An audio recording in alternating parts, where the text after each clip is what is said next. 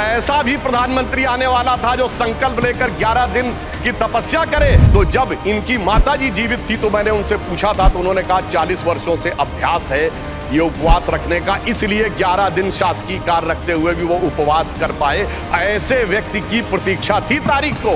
राम मंदिर कभी बन ही नहीं सकता, मगर ये वो लोग कहते हैं जो फूलों के हार पहनते हैं। हमारे प्रधानमंत्री जी अंगारों के हार पहनते हैं। रुखसत हुए वो बाप से लेकर खुदा का नाम, रुखसत हुए वो बाप से लेकर खुदा का नाम, और राहे वफा की मंजिलें अव्वल हुई तमाम। उर्दू में भी एक रामायण लिखी गई, चकबस्त रामायण। अब्दुल बरकत को रोशनी 1949 में दिख गई, मगर कुछ सियासत वालों को रोशनी 2024 में नहीं दिख रही है। और इकबाल अंसारी प्राण प्रतिष्ठा में आ गए, उनका इकबाल तो बुलंद हो गया, मगर इन लोगों का इकबाल जमींदोज हो गया। महोदय, प्रधानमंत्री भी कौन होगा जो पूरे देश का जनादेश लेकर आया होगा और दूसरी बार भी लेकर आया होगा, जो अपने घोषणा पत्र में यह लिख के लाया होगा कि हम राम मंदिर का प्राण प्रतिष्ठा करेंगे, हम निर्माण का मार्ग प्रशस्त करेंगे। यानी 140 करोड़ लोगों के जनादेश के साथ वो तारीख आने वाली थी जिस तारीख का इंतजार था। और महोदय, सिर्फ तारीख इतनी नहीं थी मान्यवर, अगर शास्त्रीय ढंग से प्राण प्रतिष्ठा होनी थी तो 11 दिन का उपवास रख के तपस्या भी करनी थी। तो ऐसा भी प्रधानमंत्री आने वाला था जो संकल्प लेकर 11 दिन की तपस्या करे। और मैं महोदय एक और बात कहना चाहता हूं, 11 दिन नारियल का पानी पी के हम में से कितने लोग तपस्या कर सकते हैं?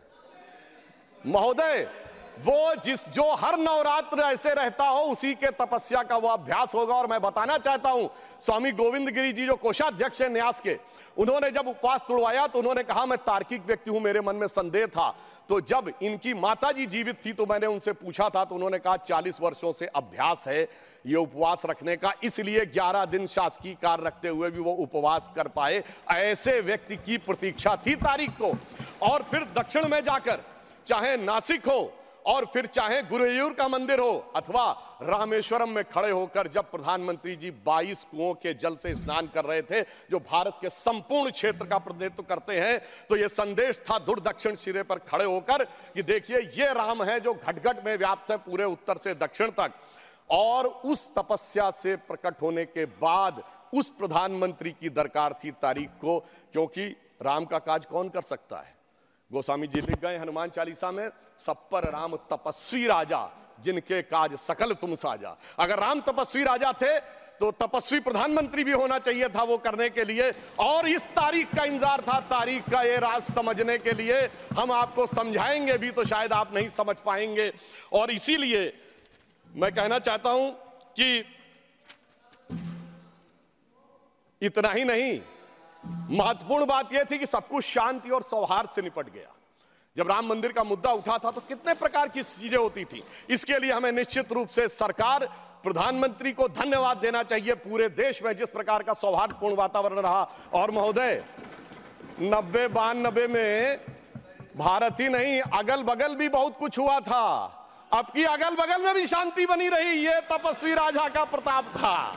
और इतना ही नहीं महोदय, अबू धाबी में भी मंदिर बनने जा रहा है। मुझे लगता है भारत के लिए अमृत काल में सांस्कृतिक गौरव का इससे बेहतर काल नहीं आ सकता था कि राम मंदिर भी बन रहा है और अबू धाबी में भी मंदिर बन रहा है। और मैं एक और बात कहना चाहता हूं महोदय, ये हिंदू मुस्लिम का विषय नहीं था, ये भारत के जय और विजय का विषय था। और उससे भी बढ़कर ये मूल्यों का विषय था।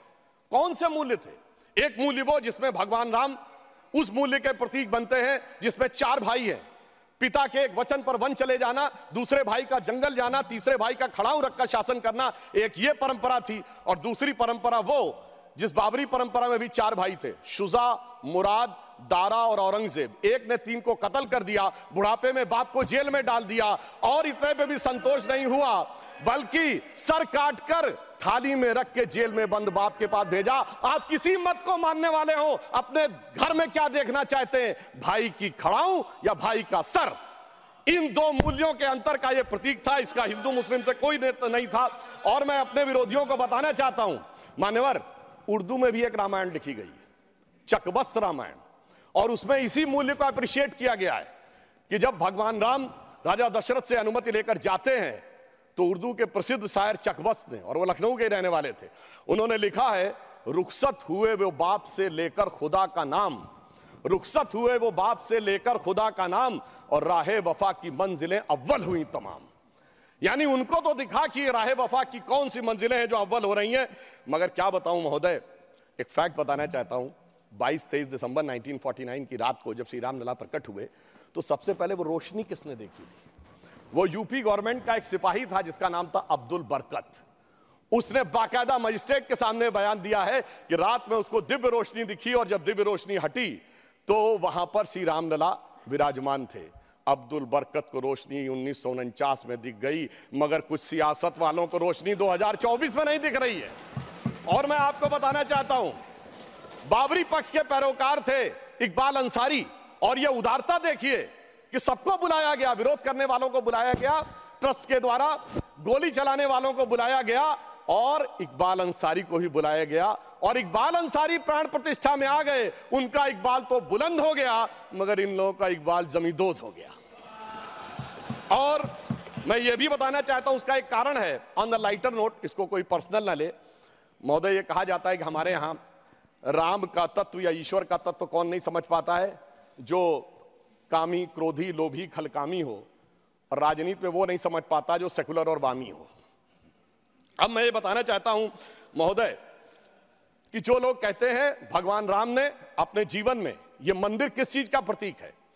कई लोग एक आध कोई शब्द लेकर बगैर पढ़े हुए, बगैर उस भाषा को जाने हुए अपनी बात कहने लगते हैं। तो मैं बताना चाहता हूं, भगवान राम ने कौन मेरा भक्त है इसका बाकायदा उदाहरण दिया। उन्होंने लिखा है, जात पात कुल धर्म बड़ाई, धन बल परिजन गुण चतुराई। इन 10 चीजों से मैं नहीं मिलता। मैं कैसे मिलता हूं? भक्ति से मिलता हूं। ये सारी 10 चीजें हो किसी के पास और भक्ति ना हो, तो उन्होंने कहा, भगतहीन नर मोहे ऐसे, जल बिन बारिध लागे जैसे। अर्थात अगर ये सब कुछ हो, जात पात कुल धर्म बड़ाई ये हो, भक्ति ना हो, तो ऐसा जैसे बादल हो उसमें पानी ना हो। इसलिए भगवान ने इस बात का संदेश दिया। तो मैं कह सकता हूं, आज के जियोपॉलिटिक्स वर्ल्ड में जब क्लैश ऑफ सिविलाइजेशन कहा जाता है, तो उसका प्रतीक वो राम मंदिर दिखेगा, जो पूरी दुनिया को बताएगा कि पीसफुल कोएग्जिस्टेंस कैसे हो सकता है बगैर एक दूसरे से लड़े हुए। इसलिए मैं कह सकता हूं, 21वीं सदी का महान भारत बगैर राम मंदिर के संभव ही नहीं है।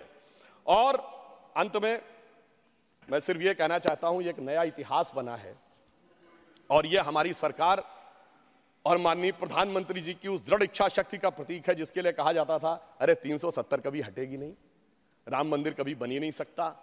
मगर ये वो लोग कहते हैं जो फूलों के हार पहनते हैं। हमारे प्रधानमंत्री जी अंगारों के हार पहनते हैं, और जो अंगारों के हार पहनते हैं वो इतिहास को बदलने में निश्चित रूप से सफल होते हैं। इसलिए मैं अंत में ये कहना चाहता हूं, अपनी सरकार को बधाई देते हुए, श्री राम जन्मभूमि न्यास ट्रस्ट, हमने बहुत साफ कहा था, हम मंदिर नहीं बनवा रहे, मंदिर न्यास बनवा रहा, हम सिर्फ मार्ग प्रशस्त कर रहे हैं। दूसरों ने कहा था कि हम वो बनवा रहे हैं। तो हम सिर्फ उनके लिए कहना चाहते हैं प्रधानमंत्री जी की तरफ से कि अंगार हार उनका जिनकी सुन हाँक समय रुक जाता है, अंगार हार उनका जिनकी सुन हाँक समय रुक जाता है, आदेश इधर कर देते हैं इतिहास उधर मुड़ जाता है।